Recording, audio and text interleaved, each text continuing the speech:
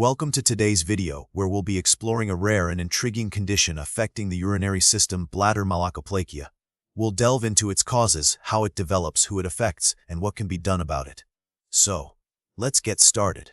The exact cause of bladder malakoplakia remains somewhat of a puzzle, but it's generally associated with a defective immune response, specifically affecting macrophages.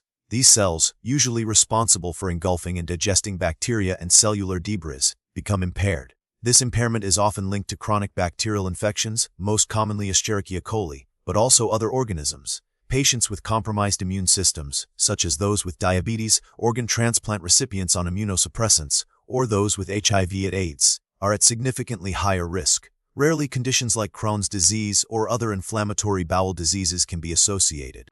Now, let's understand the pathophysiology. In malakoplakia, the impaired macrophages are unable to effectively process engulfed bacteria. This undigested material accumulates within the macrophage, eventually leading to the formation of characteristic intracellular inclusions called mycolis, Gutmann bodies. These bodies are layered, calcified structures that stain positively with stains for calcium and iron. These macrophages laden with mycolis, Gutmann bodies accumulate in the bladder wall, creating soft plaque-like lesions. This inflammatory process disrupts normal bladder function, leading to various symptoms. Bladder malakoplakia is considered a rare disease, affecting both sexes and all age groups, although it's more frequently diagnosed in adults.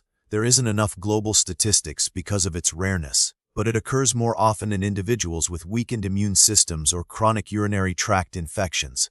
Estimating precise incidence rates is difficult due to the rarity of the condition and potential underdiagnosis. Awareness is key for early detection.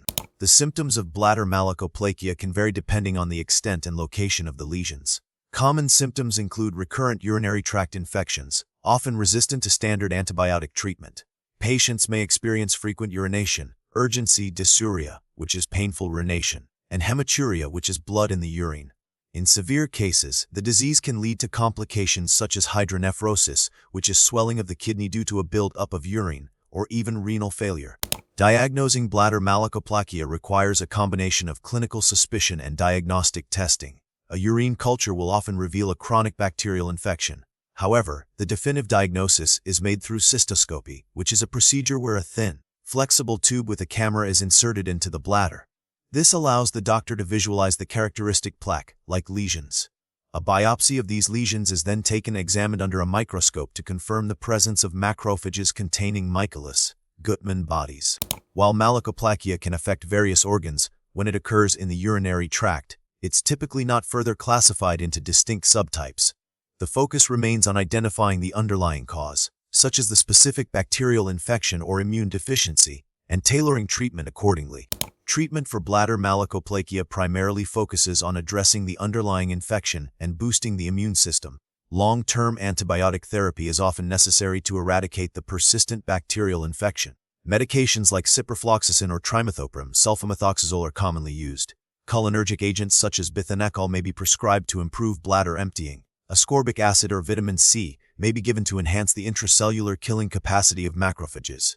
In some cases, surgical intervention may be required to remove large lesions or address complications like hydronephrosis. For patients with significant immunosuppression, strategies to improve immune function are crucial. Preventing bladder malakoplakia is challenging due to its complex etiology and the role of underlying immune deficiencies. However, practicing good hygiene, drinking plenty of fluids, and promptly treating urinary tract infections can help reduce the risk. Individuals with compromised immune systems should work closely with their healthcare providers to manage their underlying conditions and minimize the risk of infections. The prognosis for bladder malakoplakia varies depending on the severity of the disease, the patient's overall health, and the effectiveness of treatment. With appropriate and timely intervention, many patients can achieve remission or significant improvement in their symptoms. However, recurrence is possible, especially in individuals with persistent immune deficiencies.